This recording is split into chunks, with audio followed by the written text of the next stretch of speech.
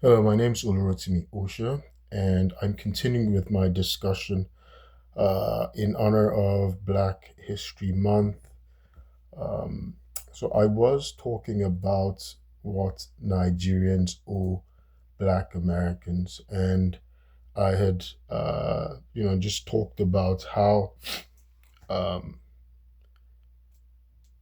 Africans had, moved from being kidnapped from West Africa and then starting off as indentured servants with the same status um, as whites, indigent whites, whites who had been transported as former convicts. Some uh, uh, into penal colonies. Like in Louisiana. On when Louisiana was owned by the French. Now, of course, there was a significant purchase under President Thomas Jefferson. That's the Louisiana Purchase. Louisiana Purchase is not limited to the state of Louisiana. So it included a number of other territories that have become huge states in America. So the Louisiana Purchase literally doubled the size of America under President Thomas Jefferson, and so America bought, uh, made that got that transaction through France under Napoleon Bonaparte when he needed money to fund his numerous wars of conquest in Europe. So, um, so eventually, uh, Africans went from being indentured servants, sharing the same status as the white indentured servants who had been transported from Britain um, or other parts of Europe.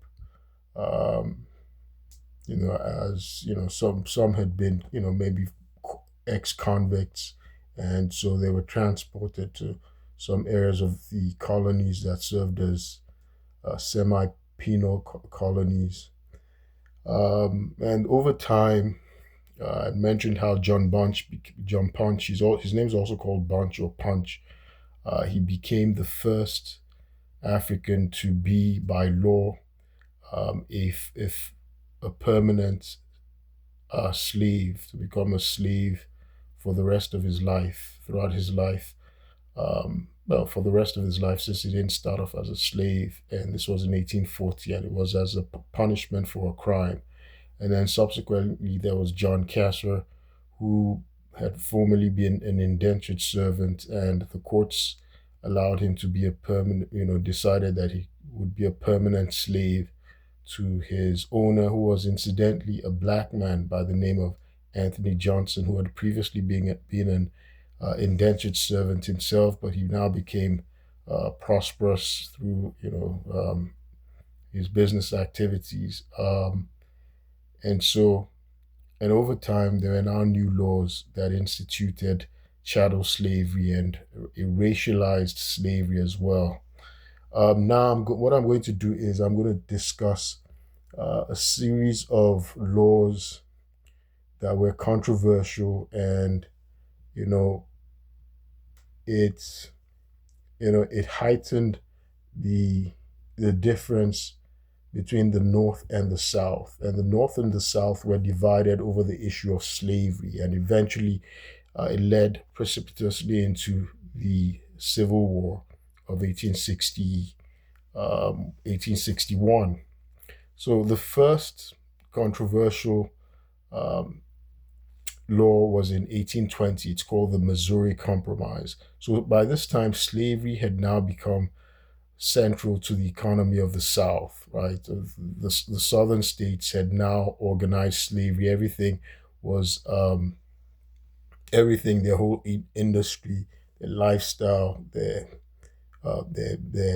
economy, customs, everything revolved around slavery.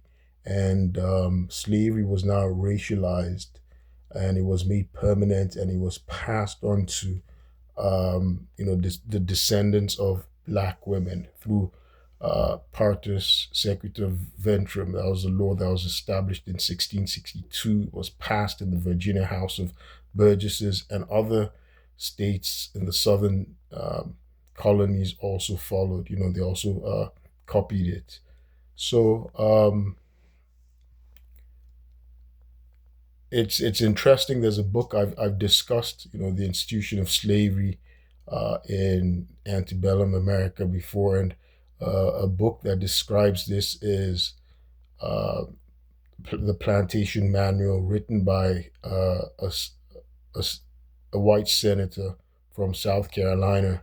His name was James Hammond. He also supposedly coined the term cotton is king. So, the cotton industry was very important. And of course, it expanded slavery, it entrenched slavery in the South. So there was now the issue of expanding slavery, as America wanted to expand westward. From the time of President James Polk, the concept of manifest destiny came about, where Americans, you know, believed that it was their destiny that they should expand all the way from the east, that's the Atlantic, to the west, that's the Pacific, and that was their destiny, and it was manifest. So it was called the manifest destiny. And so the of course that prompted the question that if they were expanding to these new territories, would they be free or would they be slave states, right? So that was a very critical question. Of course, the New Englanders, many of them had been Puritans. They were against slavery, right? So slavery had been abolished by this time in the North, in the New England states, Massachusetts and New York. Slavery had been abolished by this time. So slavery was now a main fixture in the South, right? So there was only the southern states that had slavery. Their whole economy revolved around slavery. The northern industry, the northern part of of America, they had manufacturing, domestic manufacturing, and other industries, and so and they were opposed to slavery. So again, like I said, if you want to read more about what it was like then, um, there's a guy who wrote a book for those times, Plantation Manual. It's an odious book by Senator Hammond, James Hammond. He was a senator from South Carolina. So the first legislative act that was significant, that was passed, was that was controversial, regarding the division between the North and the South, was the Missouri Compromise. So of 1820, Missouri Compromise of 1820. What's significant about the Missouri Compromise of 1820 is that it tried to strike a balance between the slave holding states and the free states of the North. So America at this time, they had 11 free states and 11 slaveholding states. So America tried to maintain this balance, and then they drew a line beyond which slavery could not go above. So they also prohibited slavery into the Louisiana Purchase beyond the Missouri southern border, and so the line that they created was known as the 3630, right? The 3630 line, or parallel 3630. So they couldn't have slavery beyond this line, right? That was the compromise, the Missouri Compromise of 1830. And another feature of the Missouri Compromise was that Missouri came into the Union as a slave state, while Maine came in as a free state. I think Maine was cut off from Massachusetts or something. I can't remember, but Maine came into the Union as a free state, and Missouri from came in as a slave state, and that was the Missouri Compromise. And slavery couldn't go beyond the 3630 parallel, right? So that's the Missouri Compromise. Um, Now there was always this tension though, because again, remember, now they continued to expand westwards. The expansion was going on, and it was all well and good. Later on, there was the Texas annexation, and much later on, President James Polk came in, and he was very ambitious with the Western expansion, and so um, there was the what was called the Compromise of 1850, right after the Mexican American War. America, through the Treaty of Guadalupe Hidalgo, acquired Alta California. And of course, Texas had come into the Union, was it in 1845? This was also under President James Polk, you know. So the Compromise of 1850, though, they tried to maintain the agreement of the Missouri Compromise, the 3630 parallel, that slavery would not go into the Louisiana Purchase beyond this certain line, the, um, the southern border of Missouri, right at the 3630 parallel line. Um, so California came in as a free state, right? So this was the Compromise of 1850. California came in as a free state, and the slave trade was banned, was abolished in Washington D.C., in the capital. Slavery wasn't banned; it was the slave trade that was banned in the capital in Washington D.C. in 1850, right? Uh, Now, in exchange, the fugitive slave law was strengthened, right? So there was a fugitive slave law which was in the it was actually encoded in the in our constitution, right, at the beginning, and basically was saying that if a slave escaped to the north, um, the Northerners, Americans, whites, they were now required to help in the capture of the slave and his return to the owner, which was typically in the South, right? So that was the reinforcement, the strengthening of the fugitive slave law. So they have the Fugitive Slave Act. Now, this was obviously odious. It was abhorrent to the abolitionists in New England and the North, and of course, just raised tensions the more, and it just strengthened the cause of the abolitionists, and that's the Compromise of 1850. And then came the Kansas-Nebraska Act of 1854. The Kansas-Nebraska Act of 1854.